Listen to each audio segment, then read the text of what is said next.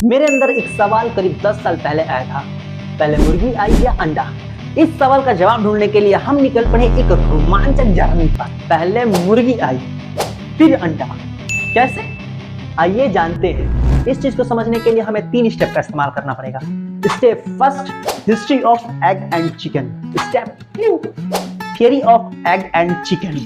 Step 3, final result.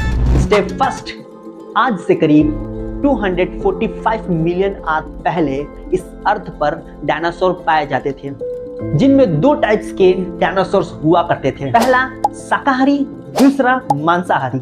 मांसाहारी रेनोसोरस racks, वेलासिराप्टस, स्पिनोसोरस, ये तीनों शामिल हैं। शाकाहारी की बात करें तो ब्रेकियोसोरस, स्टेगोसोरस और ट्राइसेराटॉप्स, ये तीनों शामिल हैं। कुछ टाइम बाद इनमें परिवर्तन होने लगा और इनकी संख्या कम होने लगी, और सबसे बड़ी बात, बर्ड्स की जनसंख्या बढ़ने लगी।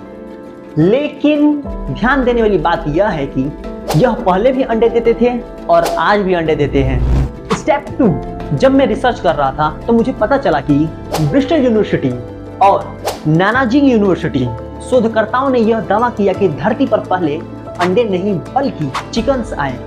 इतना ही नहीं, उन्होंने यह भी दावा किया ये चिकन्स आज के चिकन्स जैसे नहीं थे। वह अंडे नहीं बल्कि पूर्ण रूप से बच्चे को जन्म दिया करते थे। कुछ भी। हाँ, मैं भी यह सोच कर दंग रह गया।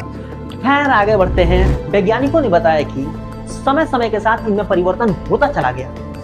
जो मुर्गियां पहले बच्चे देती थी, उनमें अंडे देने की क्षमता विकसित हो गई। कैसे? आगे मैं एक एग्जाम्पल के साथ आपको समझाऊंगा। करोड़ों साल पहले चिकन्स की तरह डायनासोर भी अंडे दिया करते थे। मतलब कुछ डायनासोर्स ऐसे भी थे जो बच्चे को जन्म देते थे। बाद में उनमें परिवर्तन हो गया, वह अंडे देने लगे। चलिए एक एग्जाम्पल समझते हैं। चिड़िया, मगरमच्छ और कछुआ ऐसे जानवर हैं जो अंडे देते हैं, लेकिन उनके अंडों में भ्रूण बिल्कुल नहीं होता। अब आप ये सोचेंगे कि ये भ्रूण क्या है? भ्रूण उसे कहते हैं जो अंडे के बीच में पाया जाता है और यह चिपचिपा होता है। समझे? हम मुद्दे पर आते हैं।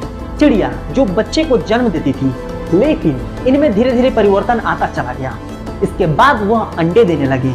इसी प्रकार कछुआ और मगरमच्छ, इन दोनों में परिवर्तन हुआ होगा और आगे चलकर अंडे में जन्म देने लगे। हम यह भी कह सकते हैं कि जो पहले सीधे बच्चे को जन्म देती थी, एनवायरनमेंट में परिवर्तन होने के कारण इनके बच्चों को नुकसान ना पहुंचे, जिसके कारण इनके बच्चे सुरक्षित रूप से जन्म ले सके, इसलिए वह अंडे में परिवर्तित हो गए। वैसे एक जानवर है जो अंडे और बच्चे दोनों दे सकते हैं। क्या आपको पता है?